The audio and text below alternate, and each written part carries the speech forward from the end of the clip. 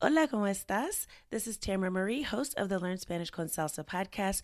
Before we get started with this week's episode, I wanted to let you know that this week only, we are opening up the doors to the Spanish Fluency Club. This is our group coaching program where each and every week, as a group and a community, we make progress towards Spanish fluency, and you get to test drive it absolutely free. If you want to check out our free Spanish conversation practice sessions, go to SpanishConSalsa.com/speak Spanish. That's SpanishConSalsa.com/speak Spanish.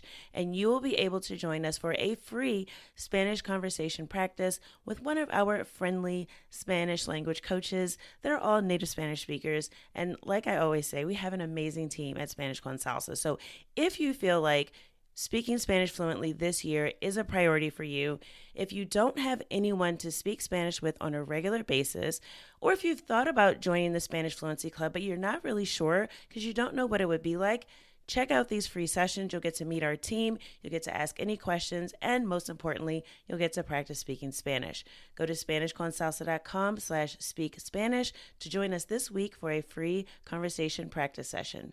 That's SpanishConSalsa.com/speak Spanish. Now, let's get on with the episode.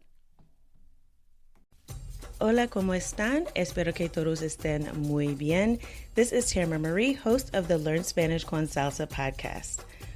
Ahora estamos en el mes de la historia negra aquí en Estados Unidos. En este mes de febrero celebramos la historia de la gente negra aquí en este país. Entonces hoy voy a compartirles un episodio de nuestra serie de Black Expats. So it is February, so it's Black History Month here in the US. So today I'm going to be sharing an episode from our Black Expat series. Now we did the series a little while ago and we actually interviewed several different Black people who had left the United States to go live in a Spanish-speaking country. So we talked to people who had moved to Colombia, Puerto Rico, España, and it was a really interesting series. And I thought it was a great time to revisit it now because, again, it's Black History Month, and I know people are traveling again. I know we had a little while where people weren't really traveling as much and there were some restrictions, but I think things have gotten to a new normal, and I thought it would be a good opportunity to revisit this phenomenon of moving abroad. And also because I know many of you are probably thinking about retiring or moving to a Spanish-speaking country one day.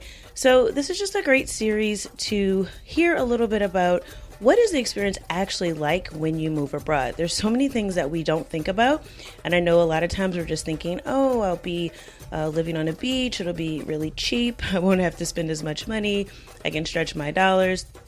But we aren't thinking about maybe some of the more practical things that come along with living abroad. So I wanted to share this episode with you. And again, if you want to check out the entire Black Expat series, go to LearnSpanishConSalsa.com/Black Expats. That's LearnSpanishConSalsa.com/Black Expats. And you can hear all of the stories in the series. And again, I think they're really, really interesting to share. So I want you to enjoy this episode. And also, next week we will have a brand new episode talking about one of my favorite Afro-Latino artists.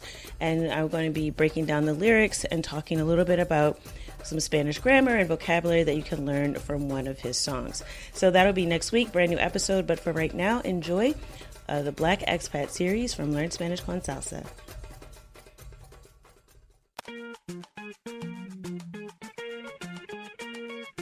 Bienvenidos! Welcome to the Learn Spanish con Salsa podcast, the show for Spanish learners that love music, travel, and culture. Close your grammar textbooks, shut down the language apps, and open your ears to how Spanish is spoken in the real world. Let us show you how to go from beginner to bilingual. Here is your host, certified language coach, Tamara Marie.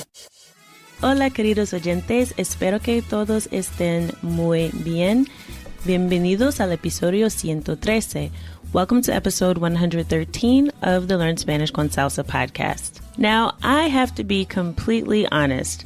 Mexico is just not on my list of places to travel. And it's not because I don't like Mexico. It's just that I tend to get sick anytime I travel there. Now, I have been to Mexico a few times, and it just did not agree with my immune system or my stomach or whatever it is. But I tend to get sick every time I go to Mexico. So I'm a little bit biased. But after my conversation with Adalia, I really am reconsidering my stance on visiting Mexico. So I have to tell you, I really enjoyed my conversation with today's guest. Instead of just taking the typical route and looking to retire in the Caribbean, Adalia Aborisade decided that she was going to live in Mexico City. And the way she came to that conclusion is actually a really interesting story. She had a real detailed plan for deciding where she wanted to live when she ultimately moved abroad. So I think you'll find her story really helpful if it's something that you have been thinking about. And of course, because it is the Black Expat series, we touch on a little bit about race in Mexico and sort of how that impacts the expat population there, especially for people of African descent. But we touch on a little bit of everything about life in Mexico City, from where to find a job to the best places to live, and whether or not it really is safe to live in a metropolitan area in the country of Mexico. So before we dive into all of that, I'm going to tell you a little bit about my guest today. Adalia Aborisade is a financial life coach who helps women master their money so they can travel, move abroad, or do whatever their heart desires. She shares her experiences as a serial expat and world traveler on the blog and podcast Picky Girl Travels the World. She hopes to validate, motivate, and inspire other Black women yearning to live life on their terms. So with that, here is my conversation with Adalia. Hola, Adalia. Bienvenida. Welcome to the Learn Spanish con Salsa podcast. Thank you.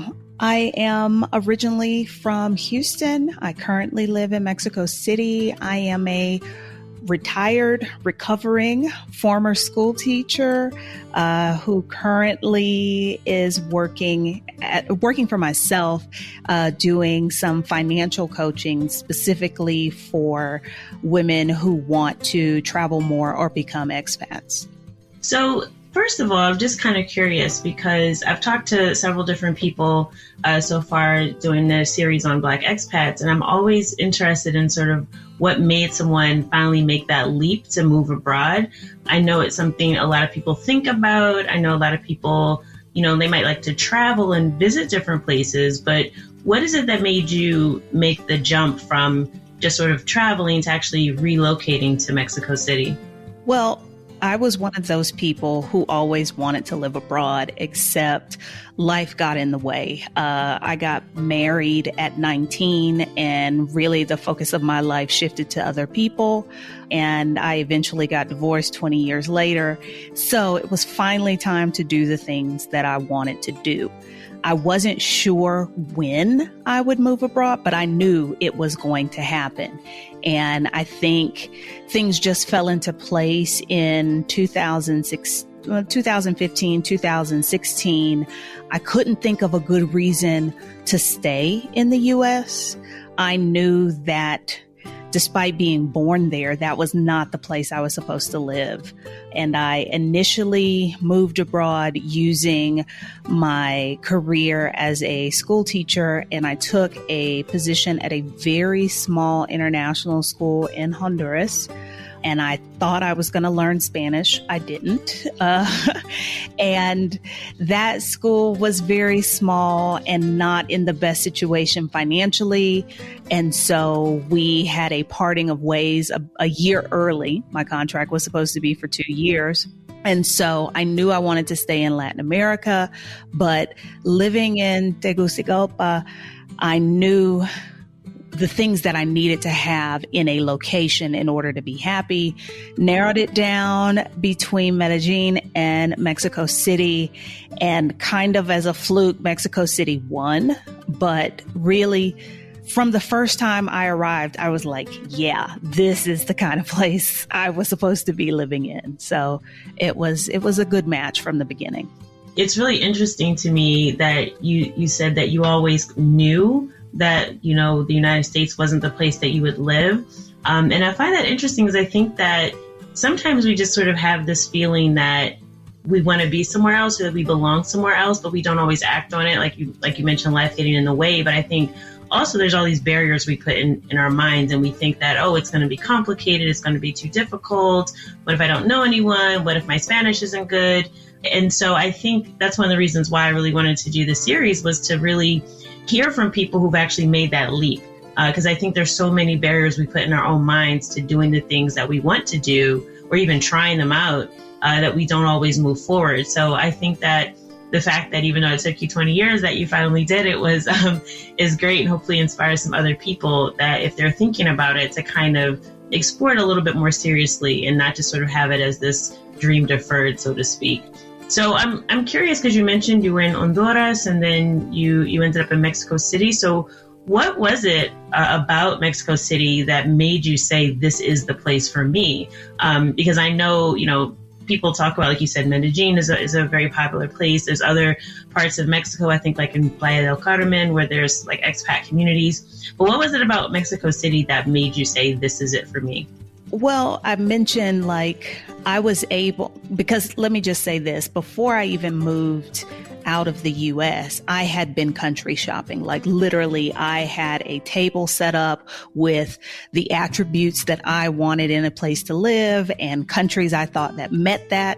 And I went through and added data. So this, I knew when I left, I wasn't coming back. One of the things that I know about myself is that I enjoy urban spaces.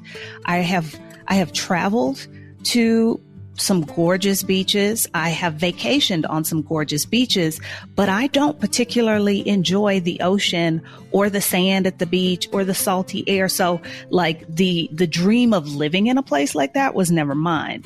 So I knew it needed to be a city, and it needed to be a city that had things to do, museums, arts, that was vibrant, really the kind of place, kind of like a New York City. But the problem was I was a school teacher for 22 years. I was never going to be able to afford to live in New York City. So Mexico City gave me a very metropolitan, world-class city lifestyle at a much more affordable price. I think it's interesting, too, that you mentioned, wanting to visit the beach, but not wanting to live there. So I think knowing yourself and knowing what you want is super important. And I like the fact that you said you were country shopping, like you had a list of criteria. I think that's a really good way to go about it, because you don't really know. Maybe there's a place that you wouldn't have considered moving before, but if you don't sit down and take that time to really think about what you actually want. So I think that's a brilliant strategy. And I'm wondering, so I have to ask this because this is like the number one question I always get asked. Anytime I talk about moving abroad, especially as a female going to a city in Latin America, everyone asks about safety, as if the United States is the safest place in the world, but that's another story. But it is one thing that people are concerned about, especially when you're in a place when you don't know the language. You don't want to get involved in a legal situation or something like that, right? And you don't really know how to handle it. So how would you say you feel in terms of safety living in a place like Mexico City? Because Mexico has had, really a bad reputation, especially along the border, in terms of safety and some of the violence that's been going on in the country. Well, I often say this, and it's not a very popular opinion, but safety is an illusion. It's the lie we tell ourselves so we feel better. I lived in the capital of Honduras, which at one point was the murder capital of the world. And I moved there with my 15-year-old daughter. So I don't know if that was the smartest move in the world, in hindsight, but I don't live in a space of fear. I look at what is the reality of the situation. So after living in Honduras for a year, I even told my daughter this, literally, you did that, you can live anywhere. So I kind of had that to compare with. But, being in a big city is a big city. You make sure that you stay in the areas that you should. You don't go into the roughest areas. If there are places that the locals are like, no, I wouldn't go there, then you don't go there. I don't know that, here's the thing. When I first arrived in Mexico City, one of the things that just totally blew me away were the number of police. And the police were out, they were about, they were on the street corners, they were riding the bikes through the neighborhoods. I had not experienced that living in the United States. So already I automatically felt safer. And I really haven't had an experience that made me ever feel like I was unsafe. So coming into the city, I wasn't anticipating it because, big cities are big cities. Big cities have crime. You just have to be smart and not put yourself in places where you shouldn't be. And, don't do anything stupid like walk around with expensive jewelry, things that would make you a target. So there's that. And then I think Mexico City got a bad rap. I think once upon a time, crime was much higher and it was less safe. And Mexico City is not the border. I have had people ask me, well, what about the narcos? I don't buy drugs. I don't deal with gang, so my life on a everyday basis doesn't cross paths with those people. And by no means am I trying to play down the seriousness of that threat, because that is a threat in this country. But if you think about other large world-class cities, there is a criminal element there as well. I will even add, I had my wallet stolen probably about 3 months into living here. And it was my own fault. I knew better, but I put my wallet in a bag and I sat it down on the floor next to my chair instead of keeping it in my lap. But I was with someone who was facing me. So I thought they'll see if anybody does anything. They were clueless, but I was able, and this is something I don't think I would have done in the United States because I'm Black and my interaction with the police, that's a traumatic thing. I literally walked up to a police officer on the street and tried to explain in my really bad Spanish that my wallet had been stolen and I needed help reporting it. And he flagged down another cop who then escorted me to the office so that I could do that. That just stands out to me. And again, I know this place is not perfect and horrible things happen, but my experience thus far has been really positive. So speaking about, you mentioned the difference between the relationship with police in the United States and there in Mexico City. How do you feel overall in terms of just the differences in terms of how race is treated in Mexico City? I do know that people tend to say, which I don't think is true, that there aren't these racial issues in Latin America that exist in mainland United States, but quite frankly, it's not true. But I do know things are different. So I am curious in terms of your experience, especially, dealing with just the realities of being Black in America to moving to Mexico City. How different have things been for you in terms of race there? Yeah, anybody saying that there aren't racial issues in Latin America, they're missing the picture big time. But I will say Mexicans will very much own that they are classist. They have no qualms about that. And I have had several Mexicans tell me oh no, it's not like in the US, but yeah, we are classist. If someone is poor or if they're indigenous, society tends to look down on them. And I'm sitting there thinking, being a whole Black person, well, have you ever noticed that the people who are in the lower classes also tend to be the people with the darker skin? I can put that together, but Mexicans seem to miss that. And I think that is partially because historically in this country, they have kind of created this narrative that Mexicans are mestizo. So it's never about color because we're all us Mexicans are a mix. So it's there, but I don't think they even realize that it's there. They will attribute it to class because they, in my observation, very closely link class and race. But I don't think you'll find a Mexican who says that. This is, I kind of feel like an expert on racism being a Black person from America. I think, I kind of earned that. But how I move here, we have to be honest about passport privilege.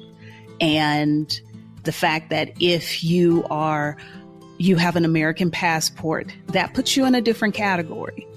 I cannot undo my privilege. I cannot, but I do try and mitigate it sometimes by going into spaces and keeping my mouth closed, because if I don't speak, they can't immediately identify me as an American. I am not very, very dark skinned, so they won't, I am not racially ambiguous at all, but here in Mexico, they don't necessarily, like I get, are you Cuban? Are you Dominican? That sort of thing first, long before anybody ever thinks in the US. But once somebody hears me speak, they do kind of perk up, and it's more of a curiosity of how I ended up here or why I am here and that sort of thing. If I did not speak English and I looked the way I looked, I would probably be treated a little different. I wouldn't say it by like everyone. I think people who are wealthier that would be more of an issue because, again, how I mentioned the link between class and race. It's always interesting to hear experiences of people who are actually living in the country, because there is this, I don't want to call it racial blindness, but there's definitely a difference in view and the vocabulary they choose to talk about what we in the U.S. would most commonly just call racism, right? We would just call it for what it is because we're so used to seeing and dealing with it, I think, a little bit more openly than it might be in Latin America. So things sort of get pushed under the rug, or it's like, oh, it's not really a big deal. It's just how things are, because they didn't have the same exact type of slavery that we had. So it is interesting to hear that, and to hear you talk about passport privilege. I also think is interesting, because that's something I've heard from everyone else really that I've interviewed as well. Just that realization that even if, racially you're not necessarily in a preferred group or the majority group, so to speak, that the fact that you are from the United States, the fact that you do speak English does make people look at you differently. And even just, I think, from a class perspective, like you mentioned in Mexico, I think that a lot of expats that move to Latin America experience this, that, you mentioned earlier on a teacher salary, not being able to afford living in Manhattan, but I'm sure in Mexico City, the dollar goes a little bit further. So can you talk a little bit about the affordability of living in a place like Mexico City? And obviously Manhattan is a fresh stretch, but just maybe the difference between, the cost of living there and maybe an average place in the U.S. or where you used to live in the U.S. I lived in Houston, and I will first start by saying that Mexico City is a very expensive place to live within Mexico. So, it's sort of like the New York or the LA, but of Mexico. However, I had an apartment in Houston, which was a 1-bedroom with a study, 1 bathroom, that I used like as a 2-bedroom apartment. And it was slightly smaller than my current apartment. And I paid twice as much for that as I do for this one. So my electricity bill, no, not my electricity bill, my water bill was 71 pesos, which is about $4.50, and it's up because normally it's about half that. Wow. My electricity bill tends to be around the equivalent of $2 to $3 US every 2 months. The most expensive bill I have is my internet.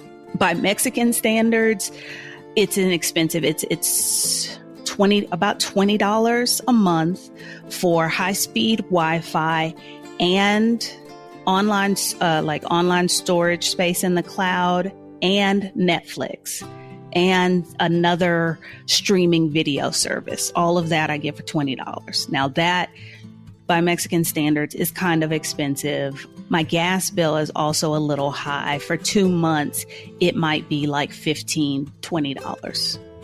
What about the cost of food? I know that, everyone's got to eat, right? So what's your grocery bill look like? That's a good question. Because the problem is I don't like to cook. especially where I used to live, I could walk downstairs. In this neighborhood, I have to walk over a couple of streets. But for $2, I can get, 5-6 tacos and be full. But groceries, the cost of your basics, things like rice and chicken and bread and that sort of thing, is less expensive than the US. But here, of course, you can get a lot of imports, and those you will have to pay for. You really love some American cereal like Cocoa Krispies or something, but you have to have the American version. That's going to cost you $6-7 for a box of cereal. But if you just buy like the Mexican Frosted Flakes, a box of cereal might cost you $1.50. So on the whole, food is cheaper here. And so I can indulge in things like organic beef, organic chicken, grass-fed chicken, pasture-raised. Like the other week, I had a dozen pasture-raised eggs delivered to my door. I did not have to leave, for the equivalent of $2.50 for the dozen. It would be irresponsible if I didn't point out that the minimum wage, if somebody is actually earning that much, is $4 a day. That's minimum wage? Yes. There are a lot of people who don't make that, but the official on record minimum wage is about $4 US per day. So food prices, and this is one of the things that sometimes irritates me, is when foreigners come here and they're like online and they're like, oh my gosh, it's so cheap. Well, if you're making your money in dollars or euros, yes, it is very cheap for you. If you're being paid in pesos, maybe not so cheap. Well, so talk a little bit about that. So in terms of just moving to Mexico and finding work, what's the job market like there? And are you able to really leverage that and get paid in dollars or euros if you're moving there from abroad? It depends. If you are employed at a very large multinational that has a headquarters in Latin America, it's probably here. If you can be transferred here by them, you can do very, very well. You will be paid your salary in dollars. They will pay for where you live, all of that, a supreme expat package. But let's say, like, I could have come here as a teacher, but I had kind of already decided to retire. It depends. Sometimes international schools will pay in local currency. Sometimes they will split it between US dollars and local currency. It just depends. You do okay. But let's just say, you just want to come on your own and you want to get a job and have a job sponsor your visa. That is tricky because, like many other countries, they have rules about that if you're going to come and work here, they don't want you to take a job away from a Mexican. So if a company's going to hire you, they have to prove to immigration that you have a skill set that a local Mexican does not. Very, very briefly, I did work teaching business English, but the pay was not great. I think a lot of people think about coming to Mexico and, I'll teach English. Are you going to teach English where you have to develop the materials and the lessons, plus you have to go to the place where the students are, what have you? Are you willing to do that for $6 an hour? Sometimes less. I've seen job postings that were like 100 pesos an hour, which is about $5. So if you can be transferred here, you can be very, very comfortable. If you can get a job with one of the big international companies, you will probably be compensated at like a middle-class Mexican wage, maybe slightly less. But if you want to come and teach English, you are going to work really hard for not a lot of money. So that's why I think a lot of people choose to come to Mexico and work virtually, or if they have their own online business where they're earning money outside of Mexico, you can be very comfortable.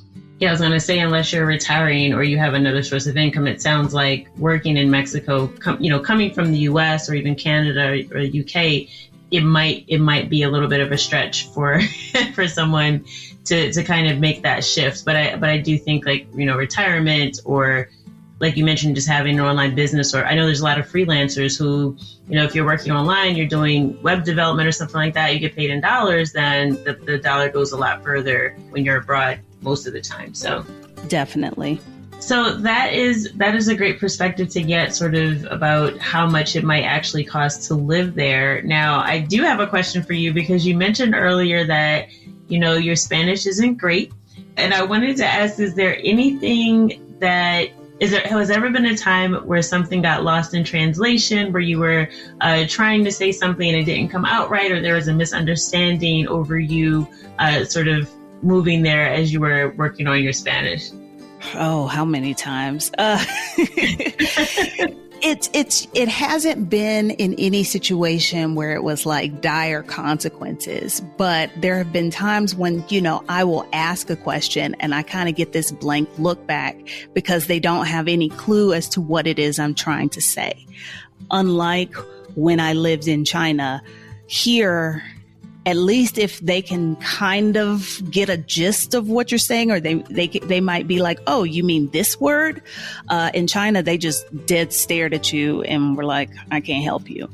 People have been very accommodating when I need to pull out my Google Translate, or, I learned very quickly to start with, I'm sorry, my Spanish is not very good, and then ask the question or whatever it is I'm going to ask. But there have been instances, I guess I don't get too caught up in it because it's like, well, this is what I think I said, and this is what I think they said. So let me cross my fingers and hope this goes the way I want it to go. I've had a lot of misadventures on public transit pre-pandemic. And, worst case scenario, I end up at the wrong stop and I call an Uber and I get back home, Oh, good to know there's Uber there. Yeah, there's Uber. There are multiple ride sharing apps in Mexico City. Now that will vary depending on the area and how strong their taxi mafia is, because like in some Cabo, they don't want Uber there. So they've restricted, they can't go to the airport, that sort of thing. But in this city with this many people, it's kind of been like, hey, there's enough to go around for everybody. So besides sort of getting lost a few times, have you been able to get by not being fluent in Spanish, or do you regret maybe not spending more time learning Spanish before you got there? Well, the funny thing is, I had lived in Honduras for a year, so I thought I was coming here with some Spanish. And then I was like, ooh, no, you really don't have any. And I enrolled in a class as soon as I got here. And then I took a more intensive class at the university. I took French and Latin in high school, and I took French in college. So yeah, I wish I had taken Spanish, because I think I would have been a lot further. Living here in this city, you need some Spanish. Although if you live in the expat bubble, there are a couple of neighborhoods that there are lots and lots of foreigners in. You can get by without speaking. I don't live there, and that's on purpose. So for the life I'm trying to lead, I definitely need Spanish. And it's a struggle, but it's a struggle I want. So I can live my life with my current level of Spanish, although I am taking one-on-one classes, and I'm, always looking for new things to help me improve it. I could, but I don't think it would be, I wouldn't get the full experience. I think if I did not speak any Spanish at all, my experience in this city would be very, very limited, because I think I might not feel as comfortable going and exploring this festival over here, or going to this event or that, all pre-COVID, of course. But just in my neighborhood, there's a little donut shop that I apparently frequent too much because they know me by sight now. And that's always a clue. You're a regular. And as I walked in, and the guy, when I'm trying to ask my questions about the types of donuts, and he goes, "Oh, you're the one that doesn't speak Spanish." And I took offense. And in Spanish, I was like, "No, I speak it. Not very well, but I do speak it." So, it's also that thing of, well, some of them may want to practice their English with me, but, I make it work. So, Adalia, I want to thank you for taking your time to share with us about life in Mexico City. But before I let you go, because this is the Learn Spanish con Salsa podcast, I have to ask you if you have a favorite song. It could be a song in Spanish. It could be a song that is from Mexico or from anywhere else. But do you have a song in Spanish that you really like that we can add to our playlist? Okay. Lately, and this is not like a super new song, but Azul by J Balvin. I've been, like I said, maybe my music taste is questionable, but there's nothing wrong with reggaeton. You don't have to feel ashamed. Maybe there's a Mexican bias against it. I don't know, but we can add that. All right. So Azul by J Balvin.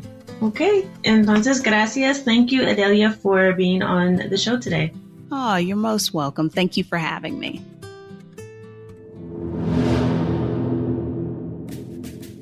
I hope you enjoyed that conversation with Adalia and that you've been enjoying our Black Expat series. We will be continuing to bring you more conversations about moving and living abroad and also just traveling as well. Now, if you want to connect with Adalia, just follow her on Instagram at PickyGirlTravels, or you can find her on her website, pickygirltravelstheworld.com. Now, if you haven't already subscribed to the Learn Spanish con Salsa podcast, and this is your first time listening to the show, make sure you hit that subscribe button and reach out to us on Instagram if there's something you want to hear about on the show. If there's a guest you want to hear from, a topic, you can message us directly at Learn Spanish con Salsa. As always, I hope that something you heard in today's episode has taken you one step closer from Spanish beginner to bilingual. Hasta la próxima.